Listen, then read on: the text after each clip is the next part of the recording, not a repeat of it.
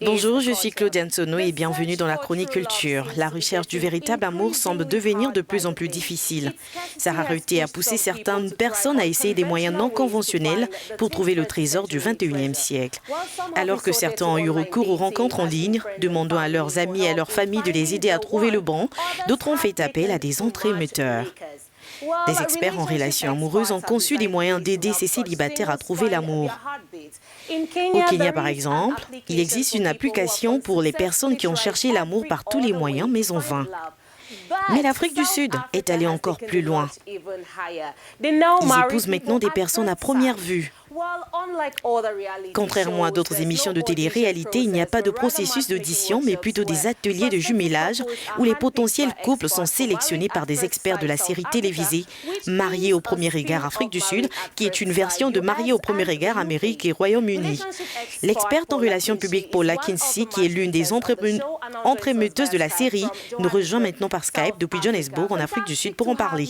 Heureuse de vous avoir, Paula. Plongeons directement dans le processus de mise en relation. Dites-nous, tous les Sud-Africains célibataires sont-ils éligibles?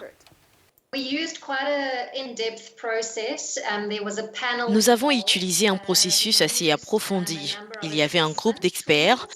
Nous avons utilisé un certain nombre d'outils d'évaluation pour avoir un véritable aperçu des points de vue de chaque individu.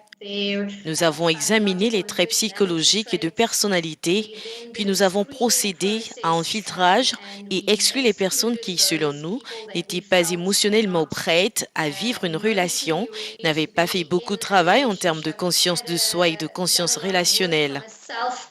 Nous avons passé en revue les critères initiaux de la série actuelle en termes d'âge, de démographie, d'antécédents en termes d'enfants et avons exclu sur cette base.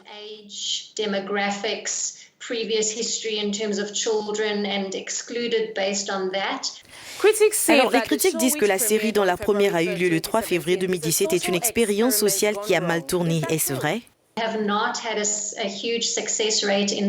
Nous n'avons pas eu un énorme taux de réussite en Afrique du Sud et c'est surtout parce que notre démographie est très différente de celle des autres régions du monde. Certaines de ces nuances culturelles que nous devons traiter et prendre en considération ici ne font pas partie de la démographie d'autres pays. Ainsi, aucun des couples n'est encore ensemble.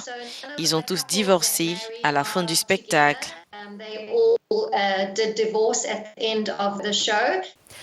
Après 2 ans deux saisons de la série, quel conseil donnerez-vous aux personnes qui veulent se marier?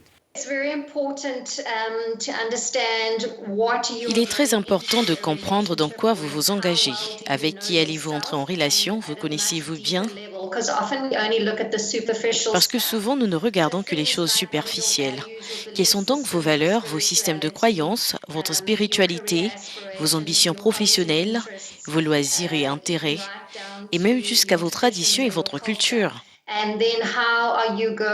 Et comment allez-vous intégrer tout cela à votre partenaire potentiel?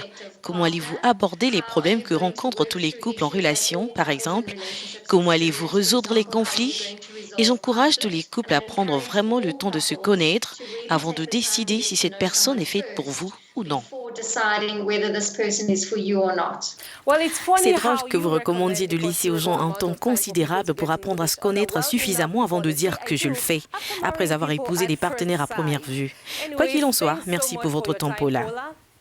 Pendant ce temps, dans un pays où il existe une application de calcul de la lobola, les producteurs de l'émission étaient prêts à payer la dot si un couple décidait de rester marié, mais laisser les négociations aux deux familles. Aujourd'hui, les couples triés sur le volet par les experts n'ont plus de rendez-vous. Comme le titre l'indique, ils se rencontrent pour la première fois devant l'hôtel et partent ensuite en lune de miel. À leur retour, ils emménagent ensemble et 6 semaines plus tard, ils doivent prendre la décision cruciale. Resteront-ils mariés ou demanderont-ils le divorce? Le choix leur revient. Je comprends que le véritable amour est difficile à trouver, mais très franchement, je trouve cela un peu trop aventureux. Et vous, allez-vous épouser un parfait étranger?